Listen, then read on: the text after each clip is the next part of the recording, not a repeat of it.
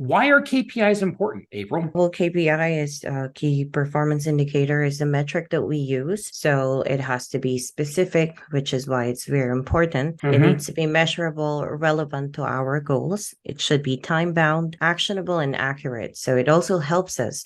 The reason why it's important for me is because it's helped us inform decisions and drive performance improvement. So let's say if one of the team members are not having a good KPI, then what we do is we look for training opportunities. We use Mm-hmm. that one. Were you here at Howard's before we started doing KPIs?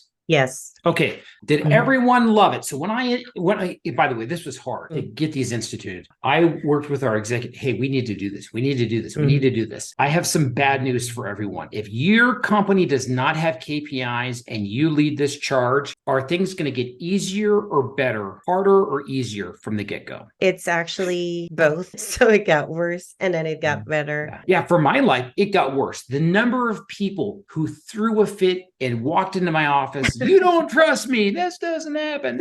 I'm like, well, you're not doing your job. This is not the message. Hey, if you institute KPIs in your company, immediately things are going to get worse for you. I'll just tell you, your performance actually might get better immediately. Actually, I would say Mhm. your business performance will immediately get better. You will make more money, but your personal life at work is going to get harder because people are going to say, Yes. you don't trust me. You don't understand how hard this is. I mean, you name it. It's going to get harder. And well, I still remember when I gave you your KPIs. Did you like the KPIs they gave you? No. No, you threw a fit.